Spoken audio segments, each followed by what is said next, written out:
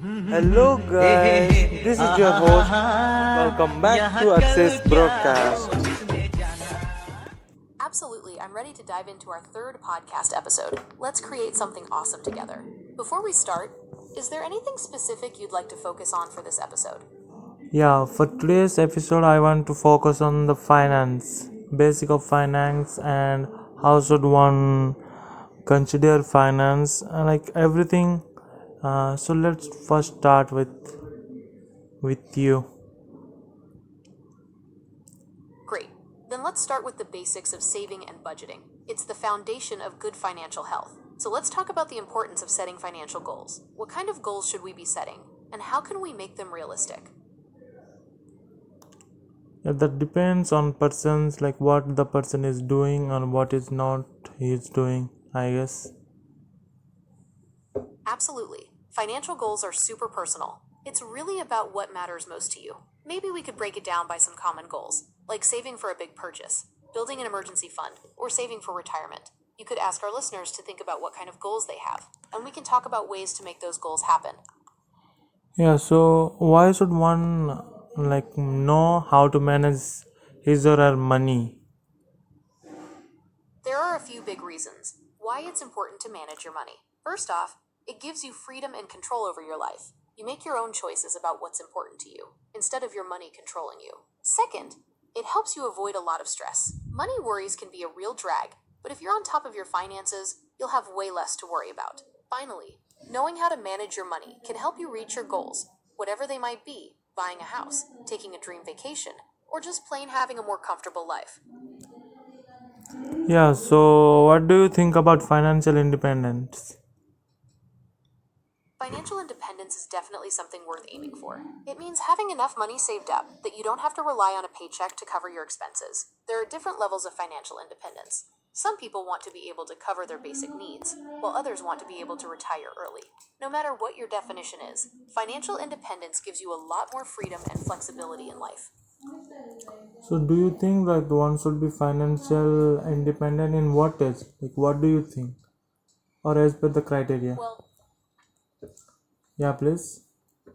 there is financial independence means different things to different people. For some, it might mean having enough savings to cover a year's worth of expenses, while for others, it could mean having enough to retire completely. So it really depends on your priorities and what kind of freedom and flexibility you're looking for. Maybe financial independence for you means being able to take a year off to travel or to start your own business. What kind of freedom are you hoping for? Yeah, like to travel somewhere, to spend time with family, and to relax, like not to work for money anymore. That sounds like a great goal. Financial independence can definitely give you the freedom to spend more time with family and take some relaxing vacations. To make that happen, you might want to start by setting some specific savings goals. Like, how much would you need to save to take a nice long trip, or to have enough to live on without working for a while? Yeah. So, like, how can one be financially independent? There are a few key things to focus on if you want to be financially independent. First, you need to get a handle on your spending. Track where your money is actually going and see where you can cut back. Second, start saving as much as you can. Even small amounts add up over time. And finally, think about ways to make more money. This could mean asking for a raise, taking on a side hustle, or investing your money. Let's focus on one of those. How about we talk about creating a budget to track your spending? Yeah.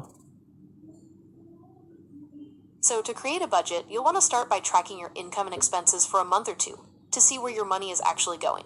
There are a bunch of budgeting apps that can help you do that. How does that sound?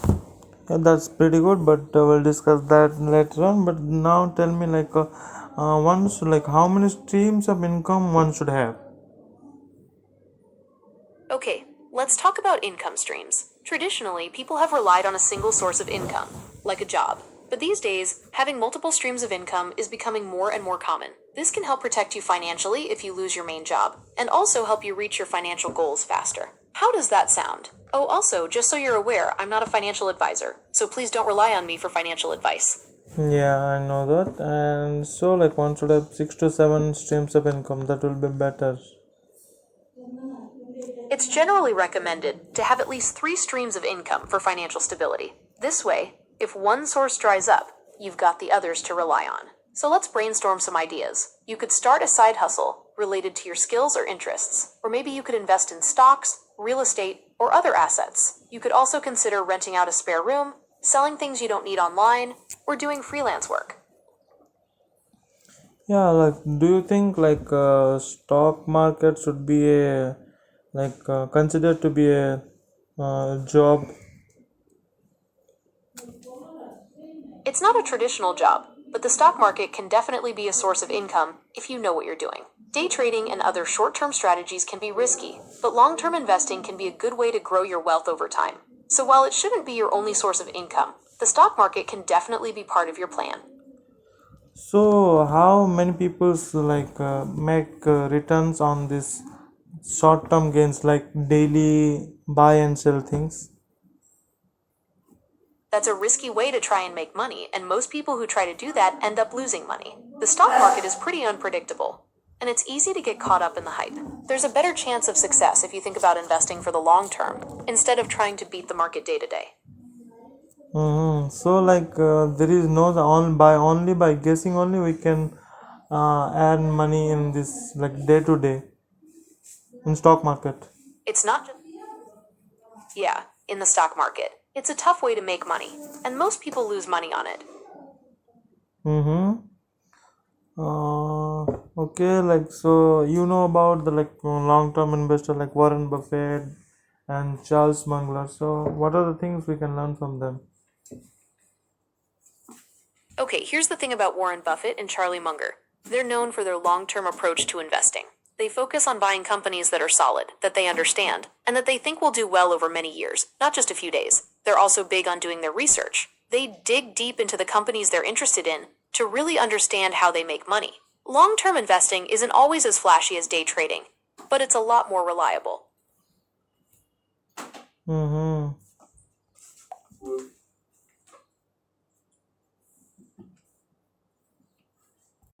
So do you as per the data you have any kind of blueprint that Warren Buffett follows?